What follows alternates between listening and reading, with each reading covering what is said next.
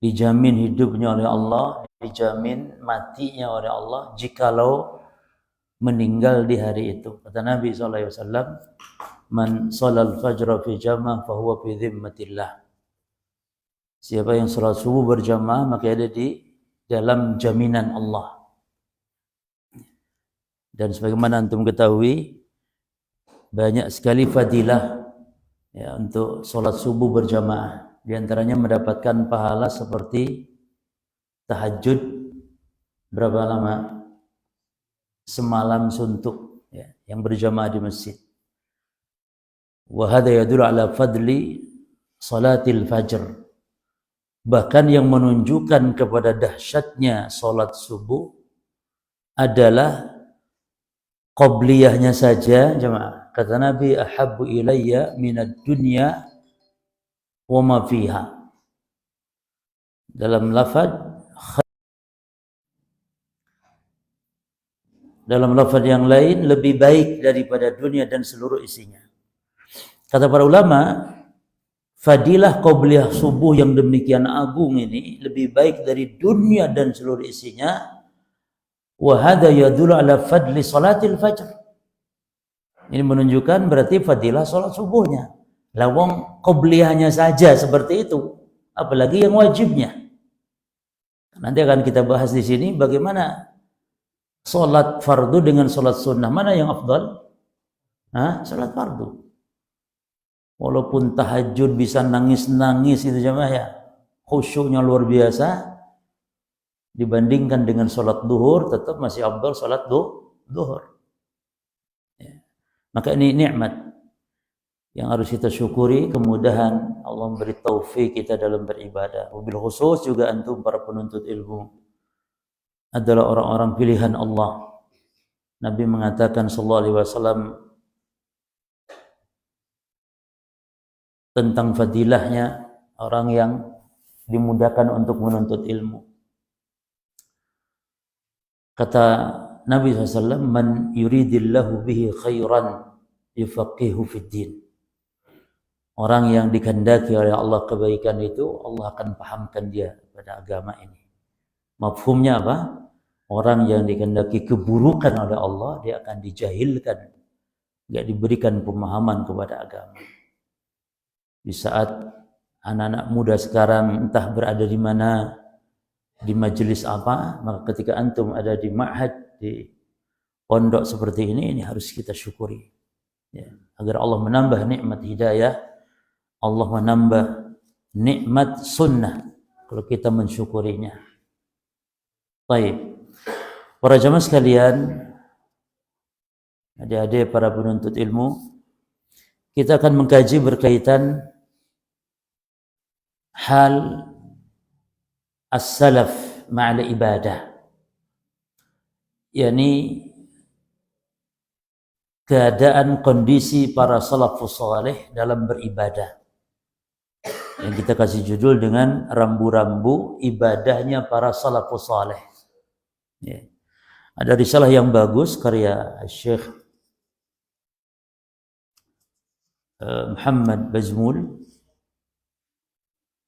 bin Umar Bazmul hafizallah ta'ala, seorang ulama, seorang syekh dari masyayikh ahli sunnah ya, yang gigih mendakwakan sunnah, mengajak, menyuruh dakwah kepada dakwah salafiyah. Itu banyak karya-karya beliau, dan di antaranya akan kita kaji pagi ini adalah halus salaf ma'al ibadah, keadaan para salafus saleh di dalam beribadah ya. Para as-salaf yang dimaksud adalah tentunya Rasulullah sallallahu alaihi wasallam. Demikian pula para sahabatnya, termasuk siapapun yang ittiba kepada mereka ya, dari kalangan tabi'in, tabi'in.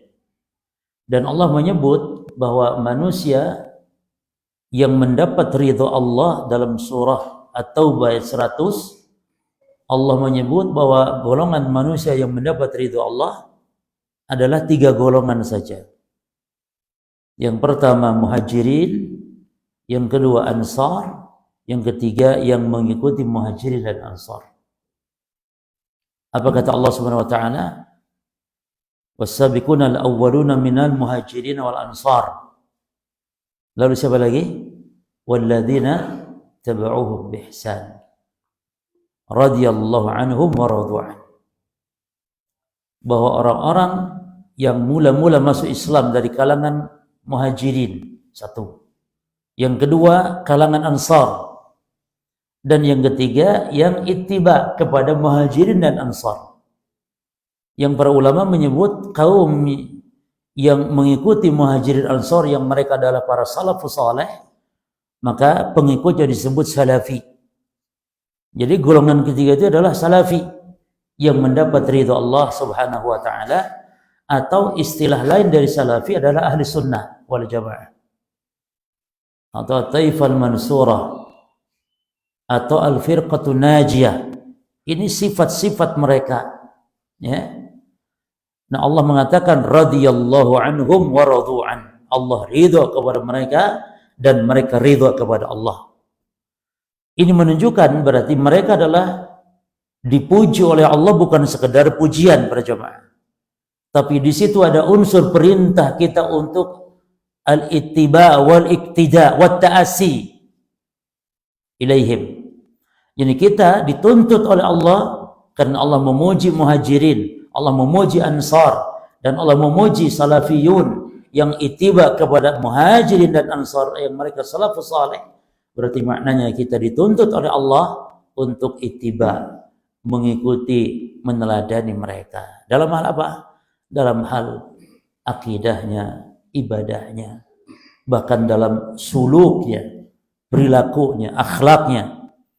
Di antara yang banyak disalahpahami sebagian ikhwah kita yang sudah ngaji juga adalah bahwa seseorang disebut salafi, disebut ahli sunnah kalau mereka yang komitmen memperbaiki akidahnya, ya, yang al-iktina' bil aqidati faqat.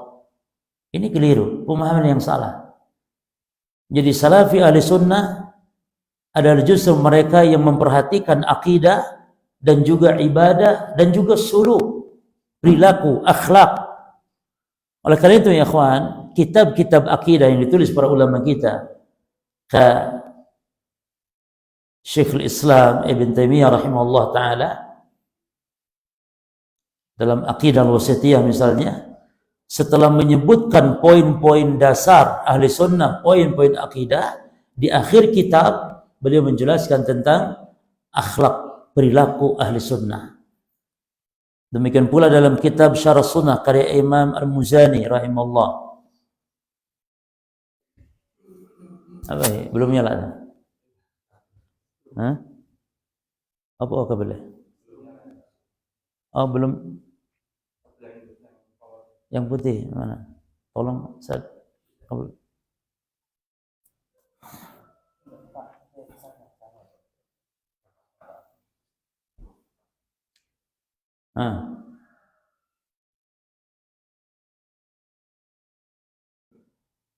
Sampai mana tadi itu? Sampai. Udah.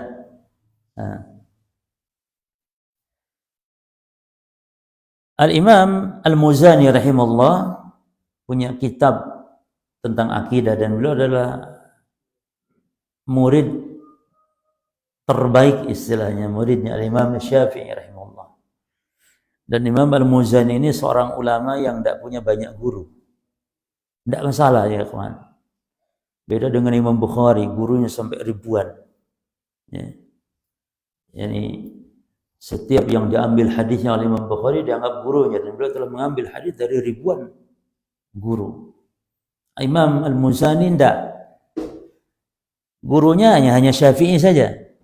Cuma bergurunya kepada Syafi'i, walaupun cuma Syafi'i gurunya, bergurunya kepada Syafi'i seumur hidupnya aja. Bukan setahun, 2 tahun, 3 tahun, 4 tahun. Seumur hidupnya sama Imam Syafi'i. Ya. Maka beliau termasuk di antara ulama, ya, seorang murid Imam Syafi'i yang terbaik. Beliau nulis kitab akidah. Tuduhan orang-orang tentang bagaimana akidahnya Imam Al-Muzani ini Hah? Yang bawah. Mic-nya. Oh, tayo.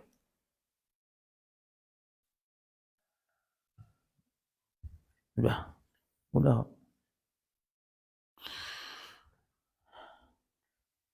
Nah, di dalam kitab Syarah Sunnah Imam Al-Muzani membahas di awal tentang akidah, prinsip-prinsip ahli sunnah wal jamaah, di akhirnya membahas tentang ibadah, tentang akhlak. Ini menunjukkan ya ikhwan bahwa akhlak tidak bisa dipisahkan dengan akidah. Akidah tidak bisa dipisahkan dengan akhlak. Ya. Oleh karenanya dalam banyak hadis pun Nabi mengaitkan akhlak, adab dengan akidah. Misalnya apa? Contohnya Nabi SAW mengatakan, "Man kana yu'minu billahi wal yawmil akhir." Akhlak. Ini kan akidah. Man kana yu'minu billahi wal yawmil akhir. Ini akidah. Lalu setelah itu akhlak. Apa akhlaknya? Apa jemaah? Man kana yu'minu billahi wal yawmil akhir. Ini akidah ini. Lalu kata Nabi, akhlaknya apa? Digandengkan oleh Nabi. Fal yukrim dhaifahu, atau fal yukrim fal yuhsin ila jarihi. Nah, misalnya. Ya. Jadi akidah dan akhlak nggak bisa dipisahkan. Maka keliru kalau seorang katanya ahli sunnah salafi, ya, hanya fokus kepada akidah saja, tidak. Ya. Memang benar bahwa seseorang disebut ahli sunnah, seseorang disebut salafi, yang membedakannya dengan ahli bid'ah memang di poin pokok akidahnya. Tapi bukan berarti kita hanya fokus akidah tanpa perhatikan adab, akhlak, ibadah, tidak. Memang seseorang disebut ahli sunnah itu yang dilihat apanya? Dilihat pokoknya, prinsip-prinsipnya ahli sunnah wal jamaah, akidahnya. Karena kalau masalah akhlak, ahli bid'ah pun banyak yang berakhlak. Tapi seorang salafi sejati, seorang ahli sunnah yang sejati, dia akan fokus dalam beragama, menunaikan semua bagian-bagian perintah Allah, baik akidah ataupun apa? Ibadah, ataupun akhlak, ataupun suluk perilaku. Ya. Jadi memang pokoknya di akidah. Seseorang disebut ahli sunnah atau bukan.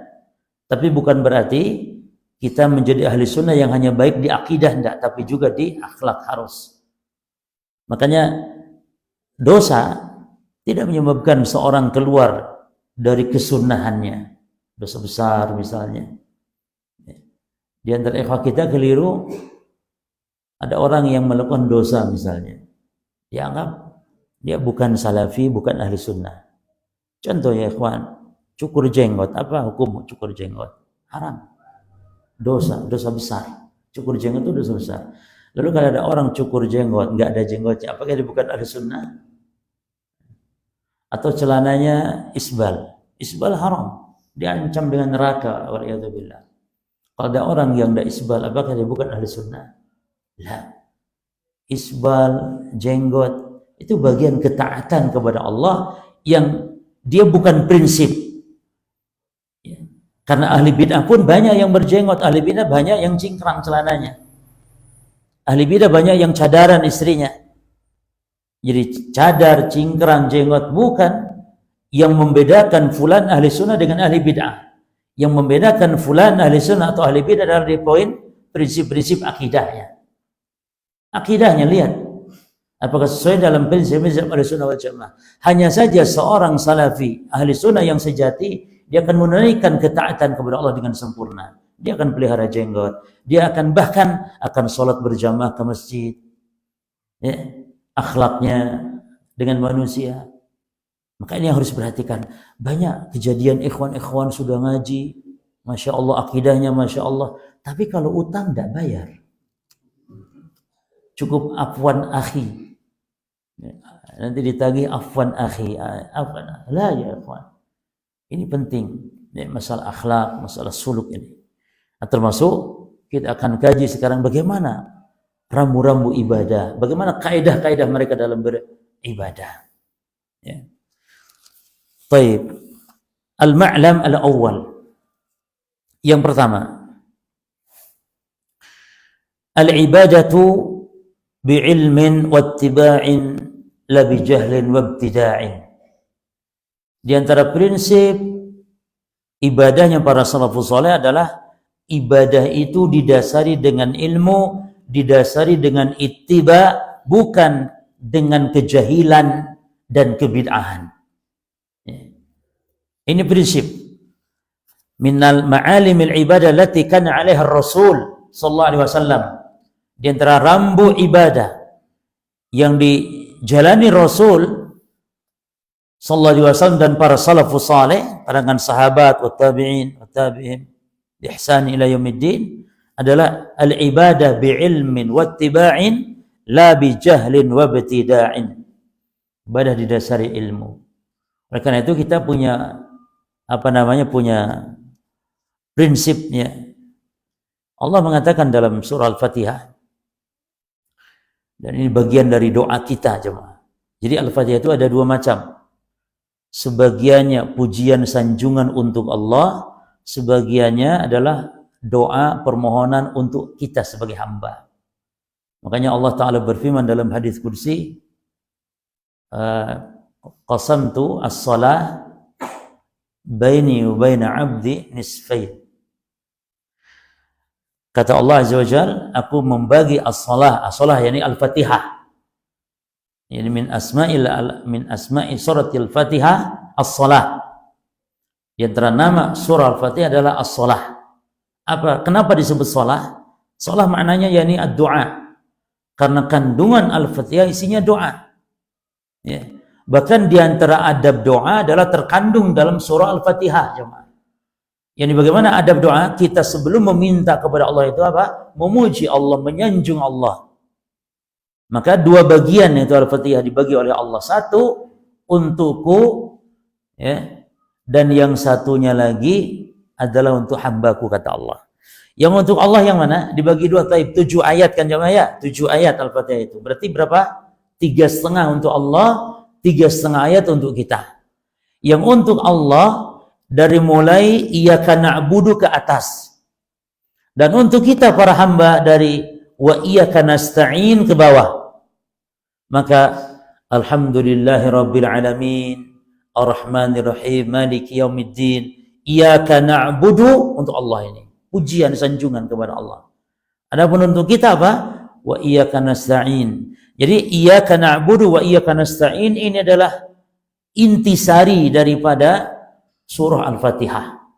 Bahkan intisari dari Quran ada dalam surah Al-Fatihah, dan intisari Al-Fatihah ada pada lafaz iyyaka na'budu wa iyyaka nasta'in. Iyyaka na'budu untuk Allah, wa iyyaka nasta'in untuk hamba.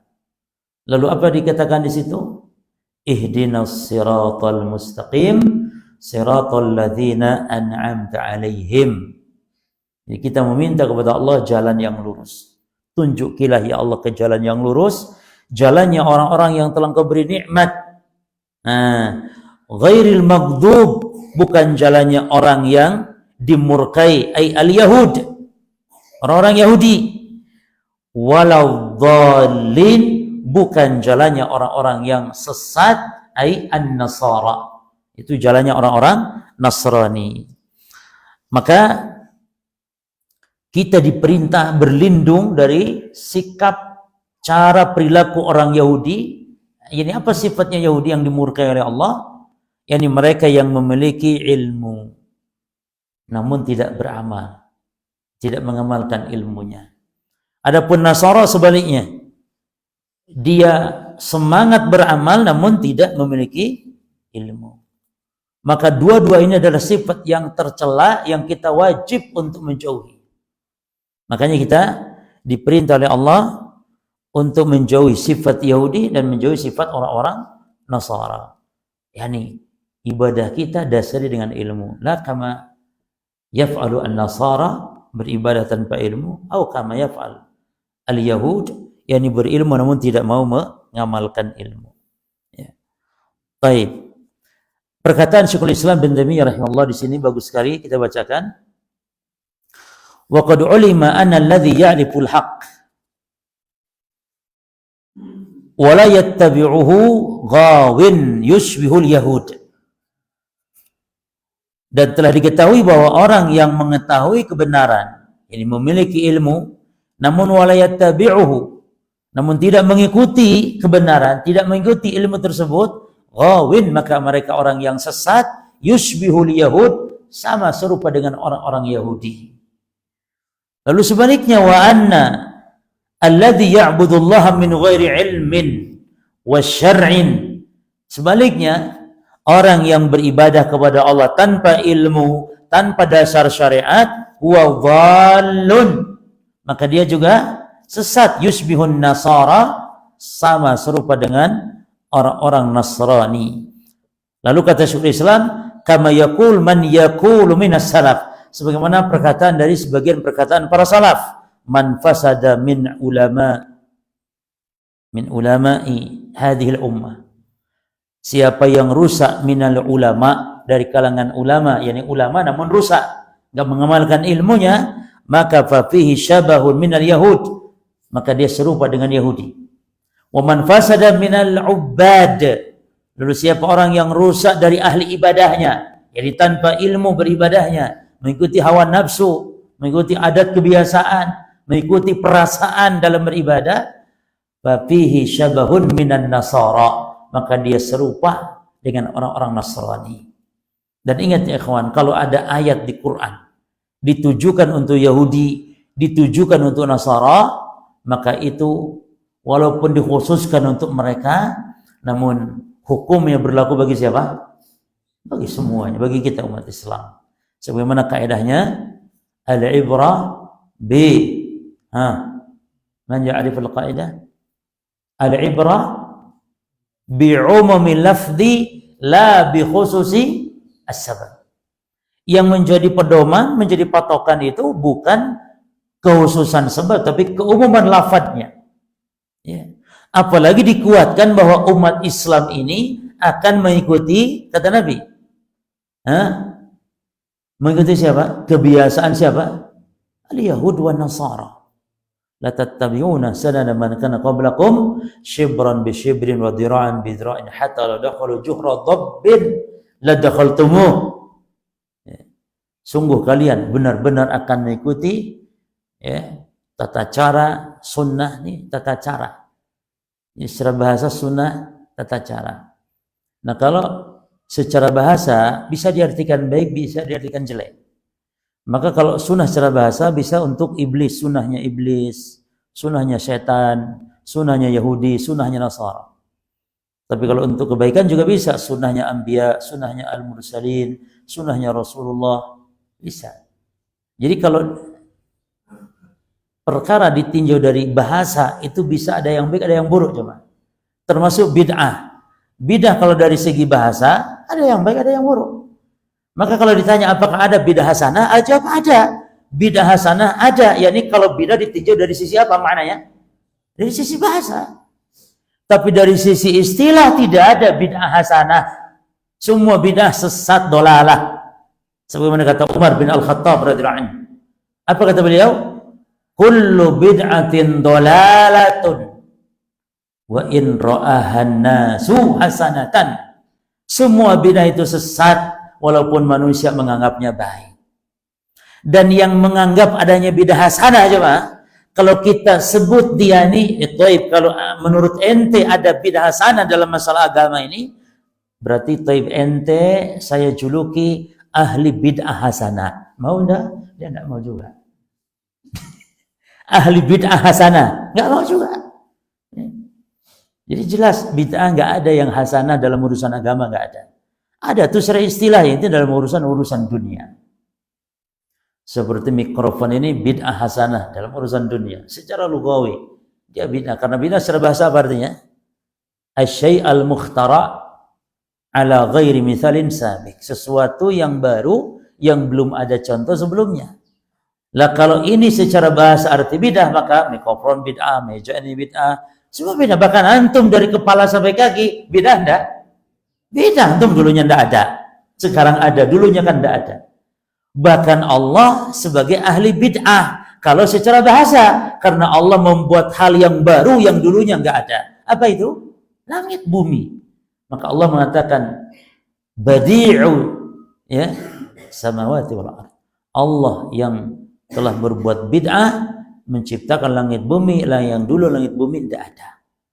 Tapi ya jangan disebut Allah ahli bid'ah, jemaah. Allah telah berbuat bid'ah secara lugawi, yakni menciptakan sesuatu yang baru yang dulunya tidak ada. Tapi bid'ah secara istilah maknanya bukan itu. Tidak cukup sesuatu yang baru yang dulunya nggak ada, tidak cukup. Bid'ah secara istilah tidak cukup, tapi diterjemahkan oleh Nabi langsung. Bid'ah secara istilah itu kata Nabi apa? Yang terdiri terpenuhi 3 syarat. Man ahdatsa, 1, fi amrina hadza, 2, ma laysa minhu.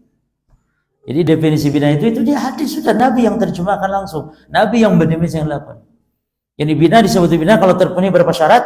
3 syarat. Asyartul awal al-ihdats, perkaranya baru. Yang kedua, an yusnad hadzal ihdaats ila din. Perkara baru ini harus sandarkan kepada urusan apa? Urusan apa jemaah? Agama. Berarti kalau perkara baru urusan dunia bukan bid'ah yang dimaksud. Bukan bid'ah yang dolalah yang dimaksud, bukan. Yang terancam neraka, bukan. Maka keliru kalau ada orang kita katakan, ya akhi, salat ini bid'ah, puasa ini bid'ah, baca Quran ini bid'ah, perayaan ini bid'ah, karena Nabi tidak kerjakan, Nabi tidak mencontohkan. Lalu apa kata dia? Kalau puasa ini bid'ah, perayaan ini bid'ah, ya sudah ente ke Mekah jangan naik pesawat, naik onta sana katanya. Karena Nabi tidak pernah naik pesawat, berarti pesawat pun bid'ah. Nah ini kan pelak kalau begini namanya, coba. Nggak paham bid'ah gitu. Urusan pesawat, urusan mikrofon. Kata Nabi, antum a'lamu bi umuri dunyakum. Kalian lebih alim daripada aku, kata Nabi. Tentang mikrofon, tentang pesawat. Kalian lebih alim. Tentang urusan dunia kalian. Namun tentang agama, maka tidak boleh berinovasi. Jadi bid'ah hanya ada dalam urusan agama, urusan ibadah. Baik, ada sebuah riwayat yang baik berkaitan dengan kaidah ini jemaah, bahwa ibadah dasari dengan ilmu. Karena kalau tidak, jangankan di akhirat jemaah, di akhirat gelundung ke neraka, ibadah tanpa ilmu. Di dunia saja terjadi bencana, itu dialami para sahabat. Ya, dalam hadis yang diriwayatkan oleh Ashabus Sunan, Imam Abu Dawud juga Imam Ahmad meriwayatkan, yakni Abdullah bin Abbas bercerita bahwa ada orang yang di tengah perjalanan dalam keadaan safar, dia terluka di kepalanya, lalu dia perban, dia terluka. Summah talama, lalu dia ihtilam. Apa ihtilam? Mimpi basah, junub. Ya. Fa'amara, lalu dia minta tanya-tanya ke sahabat di situ. Ya. Fa'amara bil iktisali, lalu disuruhnya karena junub harusnya apa? Kata sahabat nih, mandi. Jadi dia sahabat yang lain pun sama-sama nggak paham hukumnya gitu loh. Ya. Jadi sahabat yang ini berfoto tadi dia juga fatwa tanpa ilmu, harus mandi katanya gitu. Padahal ada uzur ya untuk tayamum jemaah. Jadi tayamum itu digunakan ketika tidak ada air. Yang kedua, walaupun ada air tapi tidak mampu menggunakan air karena uzur, karena sakit dan semisal. Dan tayamum bisa untuk pengganti hadas kecil itu wudu, dan bisa untuk mengangkat hadas besar yaitu mandi. Jangan kayak Ammar bin Yasir jemaah. Ammar bin Yasir ketika junub di tengah perjalanan bersama Umar bin Khattab radhiyallahu anhu saat itu. Junub. Umar saat itu bingung hukumnya. Umar malah tidak sholat karena nggak ada air. Sementara kan kalau junub harus mandi, maka Umar tidak sholat. Adapun Ammar bin Yasir, dia berpikir namanya junub mandi itu dengan air berarti mandi. Kalau wudhu kan cukup dibasuh. Ini junub mandi. Lah sekarang nggak ada air, ya berarti mandi debu. Dia guling-guling jemaah di debu seperti apa binatang ternak gitu, guling-guling. Lalu akhirnya datang kepada Nabi. Nabi akhirnya salahkan dua-duanya. Umar ya salah yang tidak sholat. Ammar pun salah, harusnya cukup tayamum. Nah, seperti ini. Baik. Nah, sahabat ini lalu faghtasala, lalu dia pun mandi, lalu apa yang terjadi jemaah? Famata, lalu sahabat ini mati. Ya, mandi diguyur lukanya dengan air. Maka fabalagha dzalika Rasulullah sallallahu alaihi wasallam, lalu sampailah ke Madinah diberitakan kabar ini, maka Nabi pun marah besar. Kata Nabi sallallahu alaihi wasallam, qatalahumullah. Itu yang telah berfatwa itu tuh yang nyuruh mandi, kata Nabi. Kecelakaan, kebinasaan. Allah pun mencelakakan, membinasakannya. Nabi marah besar jemaah. Kata Nabi, alam yakun syifal ayy al-jahl ay as-su'al. Kata Nabi, bukankah kalau tidak tahu itu bertanya? Yani kepada yang alim, dalam lafaz yang lain, ala sa'alu idza lam ya'lamu. Kenapa tidak bertanya kalau tidak tahu hukumnya? Sementara mereka itu kan dalam perjalanan semuanya sama-sama levelnya level nggak tahu juga gitu. Jadi berfatwa dengan mengira-ngira, ini bahaya. Ya. Lalu kata Nabi, fa innama syifa'ul ayyi, bodohan itu apa? Bertanya. Baik, jadi ini yang pertama. Yang kedua, al-ma'lam ats-tsani al-ibadah bi ada'il fara'id hiyal asl. Ini banyak kesalahan di antara kita juga. Jadi ibadah itu yang paling pokoknya itu adalah lakukan dulu yang fardu, yang wajib. Ini yang asal. Jangan sibuk memperbaiki, sibuk untuk supaya khusyuk dalam ibadah-ibadah sunnah. Kalau tahajud, Masya Allah, sampai nangis-nangis. Kalau tahajud. Tapi giliran sholat wajib, apalagi sholat duhur, sholat asar, sudah nggak pernah khusyuk. Ini keliru jemaah. Yang harus kita perbaiki pertama kali dulu adalah apa? Sholat wajib dulu. Ya. Maka ini menunjukkan, perhatikan, yani ada hadis qudsi, Allah Ta'ala berfirman, ya, perhatikan, innallaha ta'ala qala, man 'ada li waliyan faqad adantu bil harb, wa ma taqarraba ilayya 'abdi bi syai'in ahabba ilayya mimma taradtu 'alaihi. Kata Allah, sesungguhnya siapa yang memusuhi waliku, maka aku umumkan peperangan dengannya. Jadi Allah membela para walinya. Namun wali itu siapa yang dimaksud? Waliullah yang dimaksud dalam hadis siapa? Allah banyak menafsirkan dalam ayat yang lain tentang wali. Apa kata Allah? Ala inna awliya Allah la khaufun alaihim wa lahum yahzanun. Ketahuilah bahwa yang disebut waliullah yang tidak pernah merasa takut, enggak pernah sedih. Siapa dia? Kata Allah, alladzina amanu wa kanu yattaqun. Ini wali. Yang beriman, yang bertakwa, itu wali. Maka kalau ini yang dimaksud dengan waliullah, maka antum semua pun kita bisa menjadi calon kandidat wali-walinya Allah. Dan ini lebih mulia daripada wali kota, wali santri, wali murid. Waliullah jemaah. Yang dipahami oleh masyarakat sekarang, orang-orang awam, wali itu adalah orang yang kalau kuburannya megah, itu baru wali. Itu wali itu.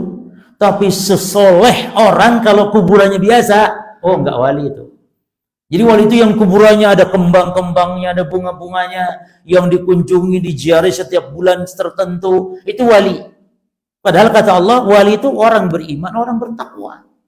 Maka maksud hadis qudsi kepada mereka, siapa yang memusuhi para ulama, waliullah itu orang yang beriman, orang yang bertakwa, maka aku umumkan perang, kata Allah. Lalu kata Allah nih, wa ma taqarraba ilayya 'abdin bi syai'in ahabba ilayya mimma taraktu alaihi. Dan tidak ada yang aku wajibkan kepada hamba yang lebih, yakni tidaklah hambaku bertakarub kepadaku, ya, yang lebih aku sukai daripada apa yang kuwajibkan.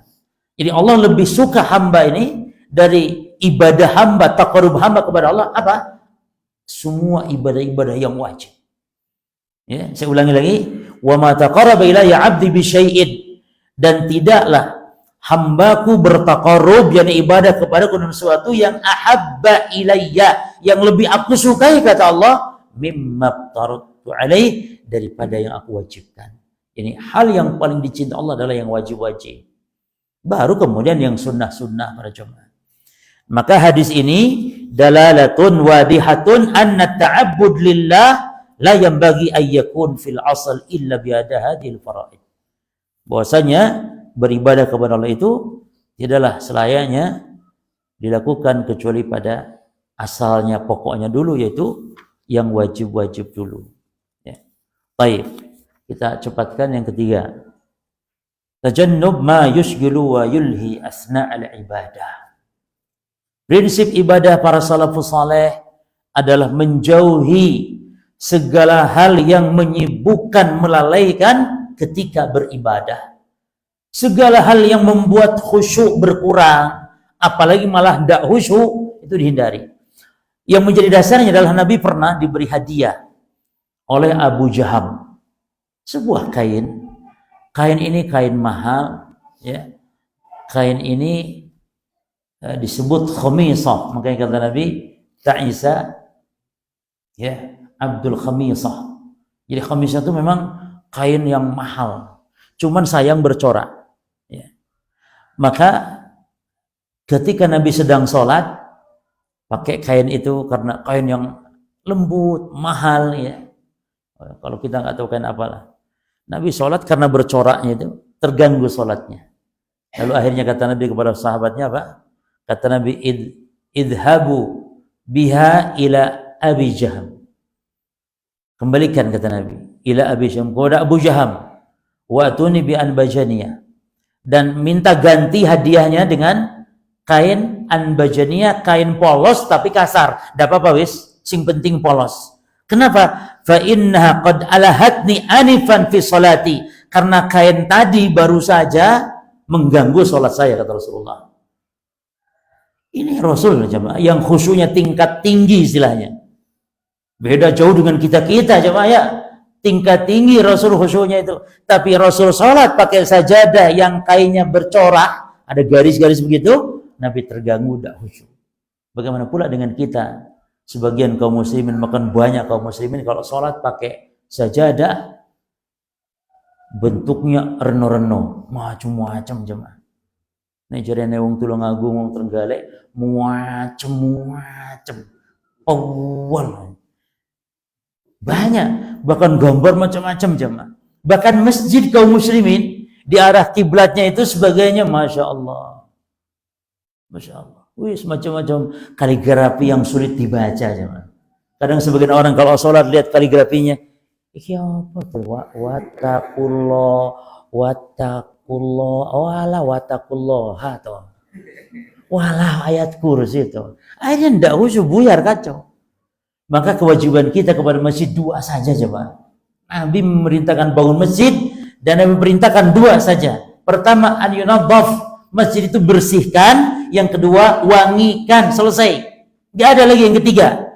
Bahkan dilarang menghias-hias masjid. Ya. Masya Allah. Bahkan haram loh jemaah. Dana kaum muslimin untuk bangun masjid malah dibangun kubah sampai ratusan. Bahkan kubahnya aja sampai 1 miliar. Kubah loh jemaah. Kubah saja loh. Ini amanah. Ini uang harta kaum muslimin. Atau dipakai untuk kaligrafi, habis masjid dicoret-coretnya dengan kaligrafi, ya. Maka tidak boleh, apalagi mengganggu, ya. Bahkan yang menarik, yang ajaib sekali pada jamaahnya itu Rasul tadi ya mempraktekkan ini. Dan ini boleh kalau antum dikasih hadiah, boleh antum minta tuker tuh boleh. Nabi mencontohkan, antum dikasih baju, apalagi kalau ukurannya sempit ya, dikasih baju hadiah sama teman saudara misalnya, langsung, ya akhi, afwan ini baju kekecilan ya akhi, minta ukuran XL ya akhi. Jangan nanti, alah ente dikasih aja milih-milih. Loh, milih rek dikasih. Warnanya tidak cocok, dikasih baju warna merah, apalagi merah nggak boleh. Warna biru nggak suka, ganti. Minta tidak masalah. Kalau memang masih ada. Jadi boleh jemaah, dikasih itu boleh milih. Ya. Ini yang ajaib lagi para salaf, diantaranya Abu Talhah Al-Ansori. Abu Talha jemaah pernah sholat ya di kebunnya dia, subhanallah. Lalu fatara dubsiyun, lalu di sholat di kebun, lalu terbanglah semacam belalang atau apa. Fatafiqa wa yataraddadu yaltamisu makhrajan. Ini belalang mutar-mutar di kebun itu. Abu Talha lagi sholat terganggu dengan apa? Dengan belalang tersebut. Lalu faja'ala yutbi'uhu basaruhu sa'ala. Dia ikuti itu. Summa raja ila salati. Lalu dia balik lagi ke sholatnya. Ingat, sedang sholat ini. Pas gitu dia faidah huwa la yadri kam sholat. Sudah gitu, pirong rakaat aku iki. Akhirnya dia langsung sadar, faqala laqad asabatni fi mali hadza fitnatun. Sungguh kebunku ini membuat fitnah salat saya. Maka langsung dia datang kepada Rasulullah sallallahu alaihi wasallam. Apa kata dia? Ya Rasulullah, huwa sadaqatun lillah, fadhahu haitsu syi'ta. Ya Rasul, kebun ini sudah aku sedekahkan, terserah engkau mau diapakan. Kebun. Gara-gara apa awalnya jemaah? Salat. Lagian Abu Talha ngapain salat di kebun? Salat di kebunnya dia gitu jemaah. Ya. Bahkan subhanallah ada lagi sahabat yang lain diceritakan di kebun ini. Dia juga sama kasusnya dengan Abu Talha, salat di kebun, lalu dia lihat kebun kurmanya, masya Allah gitu, buah-buahannya, dia seneng gitu, lihat kebun kurmanya itu, ya. Lagi sholat itu cuma, sehingga terganggu sholatnya, maka dia pun mengatakan la ta'asabatni fi mali hadza fitnah. Lalu dia datang kepada Khalifah Utsman bin Affan, ya, lalu disedekahkan, maka oleh Utsman disedekahkan, lalu diwakafkan fi sabilillah, dijual oleh Utsman bi 50,000,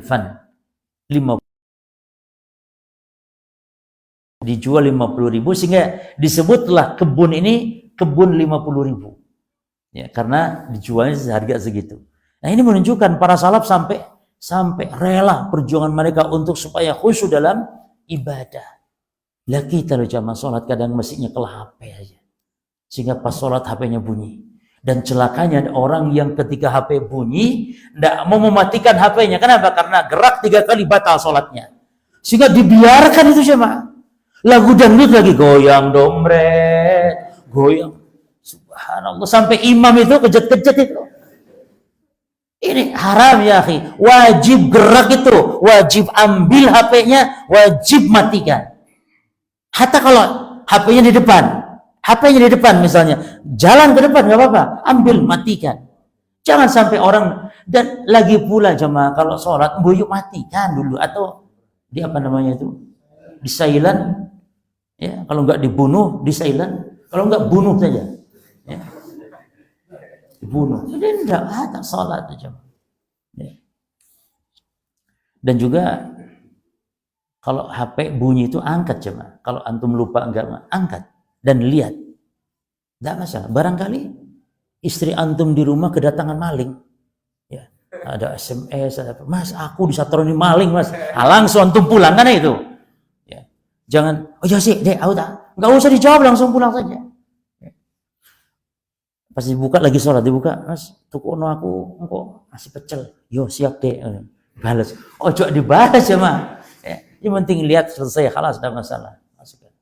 Tapi afdal memang apa? Untuk kita di silent supaya sudah kita sedang sholat, jangan sampai hal-hal di luar mengganggu. Keempat, ahabul amali ilallah adwamu wa in qalla. Yang keempat, amal yang paling dicintai Allah, nih rahasianya nih, adalah amalan yang dawam, continue, ajib, walaupun sedikit-sedikit. Enggak usahlah banyak-banyak beramal itu ikhwan. Kalau antum banyak amal, maksudnya sekali melakukan buahnya, tapi mari ngono 2 bulan berhenti. Baca Quran sekarang, Masya Allah, 2 juz, Masya Allah. Tumben-tumben nih 2 juz. Ya Ustaz, masalahnya nanti 4 minggu berhenti, 2 bulan berhenti, nanti paling 3 bulan berbaca lagi. Lah, mendingan baca sehari 1 lembar, tapi sehari terus. Kalau antum di ma'had, walhamdulillah. Ini enggak kita yang di rumah nih, baca sehari jam. Biasakan qabla shalah, ba'da shalah 1 lembar. Sehingga setiap kali sholat 5 kali itu berarti 1 juz sama 1 juz sehari, terus setiap hari. Allah menyukai amalan itu ajib walaupun sedikit. Sebagaimana kata Nabi sallallahu alaihi wasallam, ahabbul a'mal ila Allah ma'adwamu ala ashabiha wa in qalla. Amalan di channel adalah yang dawam walaupun sedikit. Ya. Terus kita lanjut lagi. Maka tipu daya syaitan kepada ahli ibadah apa? Ingat, dibuatnya dia untuk memperbanyak amal, tapi setelah itu dia berhenti. Ya. Makanya ikhwan, teorinya nih, agar kita bisa istiqomah dalam beramal, teorinya ada 3. Teorinya ada 3. Yang pertama, membaca sirah, sejarah para salaf yang mereka senantiasa mendawamkan amal. Prinsip para salaf itu kalau mendapat hadis, apa prinsip mereka jamaah? Ma taraktuhu mundu sami'tuhu min Rasulillah. Aku enggak pernah meninggalkan amalan ini setelah mendengar dari Rasulullah sallallahu alaihi wasallam. Maka Imam Ahmad itu prinsipnya nih, walaupun seumur hidup sekali, setiap hadis yang beliau dengar dari Rasulullah dia praktekkan. Ya. Di antaranya adalah membayar bekam 1 dinar. Berapa 1 dinar itu?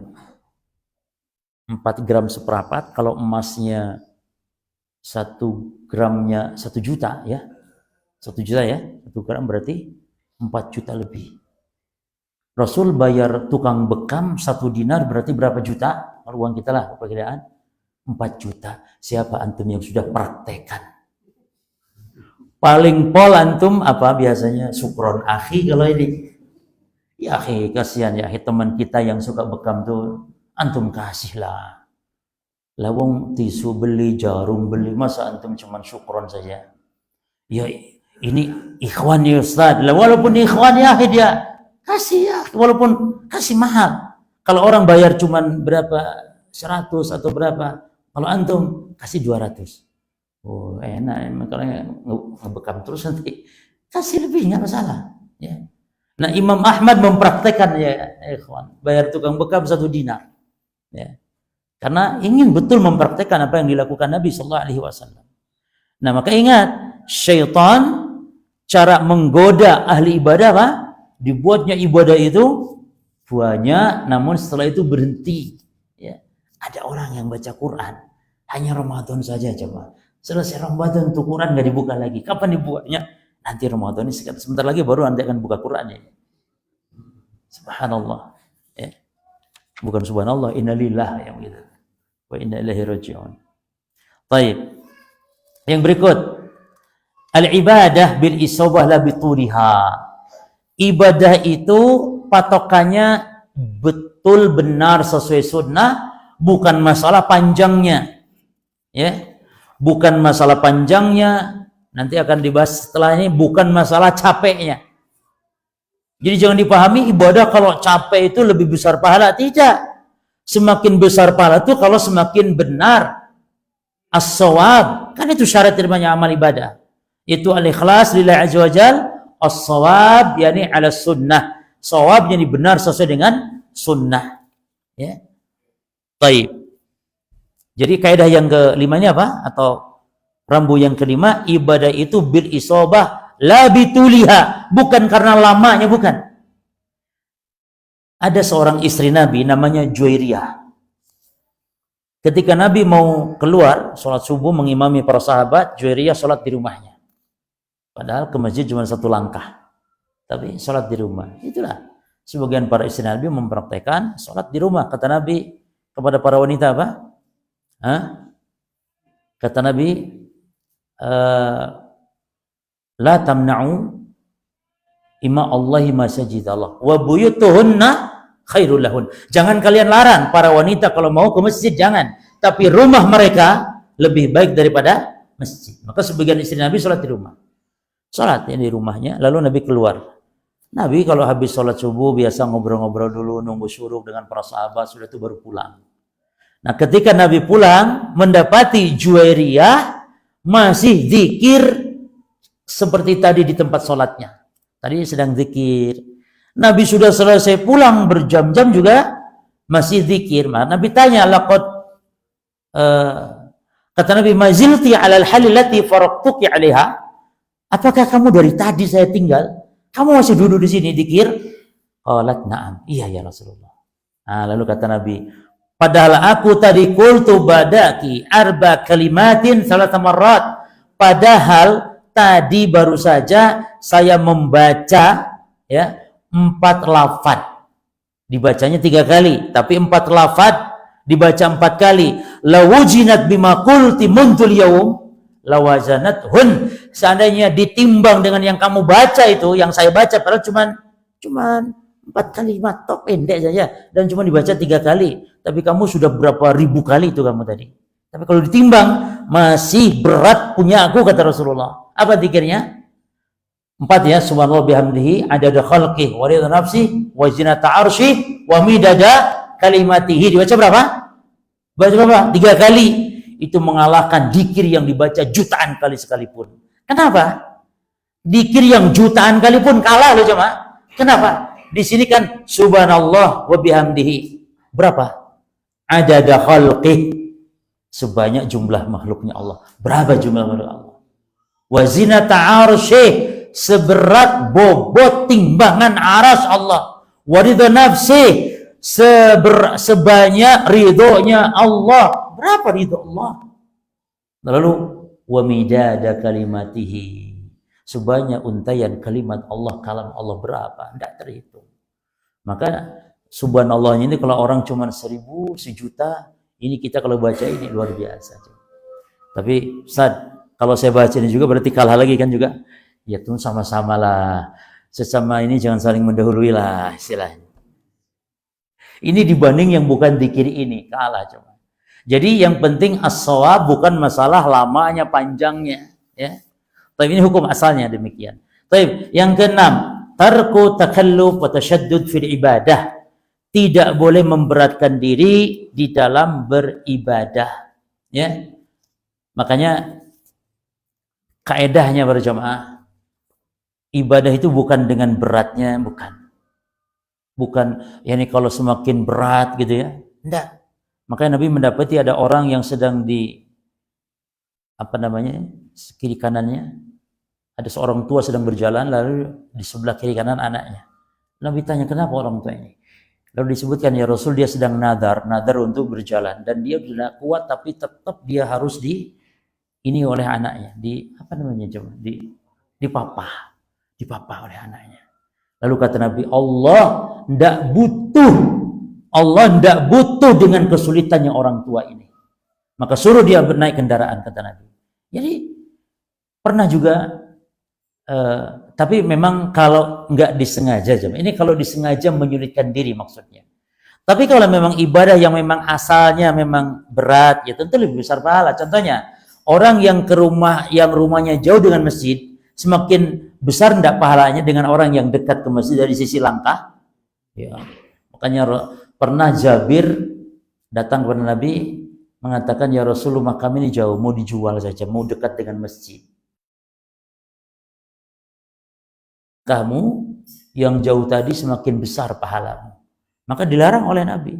Tapi yang rumahnya dekat dengan masjid, jemaah, jangan dia menyulitkan diri, ingin memperpanjang langkah dengan ke masjid yang harusnya 2, 3, 4 meter, dia muter dulu sampai 1 kilo ke gang sebelah.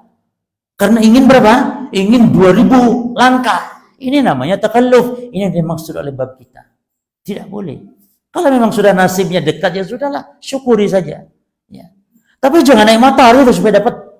Ini sudah 50 meter naik motor pula. Habis pahalanya diambil sama ban sepeda. Karena hadis-hadis berkaitan ke masjid itu hadis-hadis apa? Al-masyu. Man ghasala fil jum'ah waqtasala wa baqara taqara thumma yamshi walam yarkab. Dia jalan tidak naik kendaraan, kata Rasulullah. Man tatahara fi baitihi, ini syarat ini. Siapa yang berwudu di rumahnya, summa masya, lalu jalan ilal masajid. Lihat, jalan. Aneh. Makanya yang sedang jalan itu jangan mau kalau ada orang yang ke masjid naik kendaraan lalu diajaknya. Ayo Pak, mau gak? Ayo naik. Itu juga yang ngajak-ngajak tuh dolim itu. Orang sudah pahala besar diajak pula. Akhirnya orangnya kan tidak enak. Enggak Pak. Ayo, maksa pula lagi. Enggak, harus tak ajar. Ayo, harus tak. Duh, coba. Akhirnya terpaksa naik. Dolim dia ini.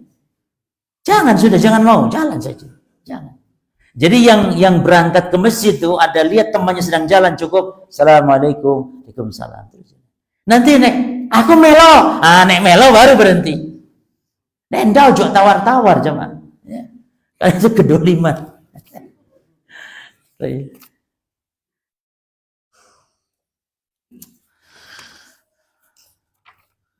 Cukup jemaah? Cukup ya? Atau tambah satu? Baik. Ada? Kemarin kita bagi-bagi hadiah ya, ada muslimin, alhamdulillah. Tapi cuma cukup ya insyaallah ya. Akhir dari nasihat anak kepada antum semuanya, kepada yang hadir juga, kepada para tulab di sini, tetap bersemangatlah dalam menuntut ilmu, dan kalau bisa ketika musim-musim libur ya, kalau memang nggak darurat pulang ke rumah, nggak usah pulang. Karena di rumah itu banyak sekali fitnah, banyak sekali ujian-ujian di rumah itu. HP, tontonan, apalagi orang tua kita belum paham. Maka semangatlah, sing betah di pondok. Kalau memang libur, nggak harus pulang, nggak usah pulang. Para ulama dulu, Imam Muhammad bin Qasim, muridnya Imam Malik, itu puluhan tahun nggak pulang sampai anaknya sudah dewasa baru ketemu. Nggak pulang-pulang belajar ilmu kepada Imam Malik. Jadi artinya apa? Jaga, hindari fitnah-fitnah bagi para penuntut ilmu. Banyak sekali godaan fitnah di akhir zaman ini, maka jaga, pelihara agar ilmu kita berkah. Imam Syafi'i saja ketika terlihat betis perempuan dalam riwayat, betis di riwayat hanya telapak kakinya kelihatan, langsung Imam Syafi'i merasakan rontok hafalannya. Itu cuma baru betis saja, Pak. Bagaimana kita melihat sembarangan, muacem di luaran? Maka jaga. Di pondok tempat yang paling aman untuk di zaman sekarang. Dan antum yang punya anak di pondok, bersyukurlah. Anak antum betah, maka dukung, selalu support anak supaya betah di pondok. Bersyukur. Anak kita sholat tiap hari, baca Quran tiap hari, yang pahala mengalir kepada kedua orang tuanya. Ini merupakan aset berharga kita. Maka jaga anak di pondok. Dan jangan sekali-kali orang tua tertipu dengan rayuan gombal anak, tangisan anak, Pak, aku nggak betah, Pak, pengen mulai, Pak, nggak mau mondok, Pak. Ojo tertipu, itu tangisan buaya itu. Ojo tertipu orang tua, sabar, dielus, dipeluk, nah, sabar, nah, ya, sabar, ya. Dulu para ulama juga begitu. Ya. Ini orang tua banyak kalah, khususnya emaknya. Itu ibunya tuh suka jadi provokator, itu ibunya tuh. Jangan dia, ya. Apalagi anak baru masuk pondok, itu wajar 1-2 bulan masih ingat ke rumahnya terus. Ya. Barakallahu fikum, subhanakallah wa bihamdika, asyhadu an la ilaha illa anta. Fadhal. Katanya tentang akhlak dan adab dan strategi, ya kan? Supaya pengajian atau masjid tidak ditutup, karena apa? Baru-baru ini kan terjadi di Sampang, di Pamekasan, yang berkhotbah diuntungkan sekali tentang Maulid Nabi, ada bid'ah, dulalah dari kafir jidik.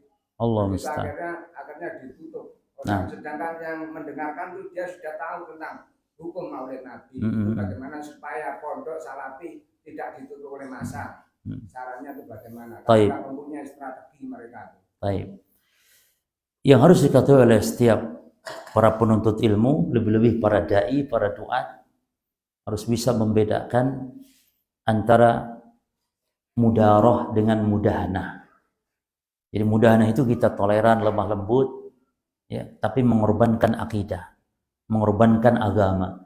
Tapi kalau mudaroh artinya toleran, lemah lembut, merangkul, tapi tidak mengorbankan agama. Ini yang pertama. Terus yang kedua, fikih dakwah. Fikih dakwah. Para ulama, masyayikh kita juga demikian. Hatta kemarin kami ikut daurah di Solo bersama Syekh Abdul Malik Ramadhani. Itu kata beliau, hatta masjid atau pondok, markaz, kalau memang masyarakat hobi dengan istilah nama-nama sunnah, maka jangan namakan pondok dengan nama sunnah. Jangan, nggak usah. Kenapa harus sunnah? Masjid ini min bab fikih dakwah, hikmah dalam dakwah jemaah. Ini jangan, kita harus melihat keadaan kondisi. Ikhwah, kalau jamaah kayak seperti ini, bahas maulid itu sudah enggak penting lagi gitu loh jemaah. bahas maulid di pengajian seperti ini. Ya. Adapun mungkin bagaimana syubhat ini dipelajari tidak masalah, tapi mengatakan maulid bid'ah itu sudah tidak perlu di hadapan ikhwah kita yang sudah ngaji seperti ini, apalagi direkam misalnya, dan boleh menggunakan bahasa yang lebih mengena diterima. Seperti banyak para ulama sebenarnya benar yang disampaikan itu kebenaran, tapi bahasanya. Nah, ini diantara adab akhlak itu yang dimaksud adalah kita toleran yang disebut mudarah, ya, kita mengalah, ya. Seperti tadi, ada mungkin ingin menamakan masjid harus dengan masjid sunnah gitu ya, atau pondok sunnah, kan ingin menunjukkan kesunahan, tapi ternyata kan kalau menimbulkan konflik seperti itu, bahkan percuma kalau celana itu yang afdal, celana seorang muslim di mana? Setengah betis itu yang afdal, ya, bahwa celananya atau izarnya seorang mukmin itu nisfus sak, tapi kan dibolehkan antara setengah betis sampai ke mata kaki, sampai mata kaki loh coba. Yang tidak boleh itu di bawah mata kaki, ma'asal minal izar minal ka'bain fa finnar. Jadi kalau sampai mata kaki masih boleh. Nah sekarang kalau memang di masyarakat betul-betul kayak gitu, tidak masalah kita mudarah dengan turunkan sedikit. Enggak Ustaz, ini lembek kalau gitu. Ingin kita tuh sejati, salafi sejati, setengah betis. Ya boleh. Kalau memang fala junah, enggak masalah. Nanti seperti itu prinsip-prinsip dalam dakwah. Dan juga kalau direkam memang harus tahu adab-adab di live-kan seperti ini, tidak boleh nyebut nama. Bahkan subhanallah, di antara adab mengkritik, adab mengkritik ahli sunnah itu di antara kaidahnya ada apa? Tidak menyebutkan nama kalau bisa. Cukup misalnya saya dapati dalam sebuah kitab, dalam sebuah buku, ada seorang mengatakan, atau saya dapati dalam sebuah YouTube, ada orang yang mengatakan demikian, nggak usah disebut Kiai Fulan. Akhirnya timbul konflik sama. Kalau cukup ada orang mengatakan begini, misalnya ada orang yang mengatakan bahwa semakin panjang jenggot semakin goblok, itu enggak masalah, enggak usah nyebut nama. Tapi ada orang yang ngomong gitu, selesai. Tapi kalau disebut namanya, marah dia nanti. Tapi kalau nggak disebut namanya, dia masih. Dan juga ya kawan, itu masalah kritik juga ada kaidahnya. Pertama harus ikhlas, jangan mengkritik karena dendam, benci. Yang kedua insaf. Yang kedua adil, ya. Kita ini banyak yang tidak insaf mengkritik. Mengkritik itu mencela seolah-olah dia ini yang salah ini iblis seolah-olah. Ya ini bahaya bagi umat, iblis. Naudzubillah. Sesama ahli sunnah juga bagaimana adab dalam mengkritik. Nah, termasuk masalah fikih dakwah. Baik. Demikian Pak ya.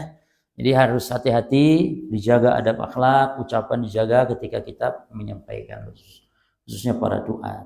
Wallahu a'lam. Subhanakallahumma bihamdika asyhadu an la ilaha illa anta astaghfiruka wa atubu ilaik. Assalamualaikum warahmatullahi wabarakatuh.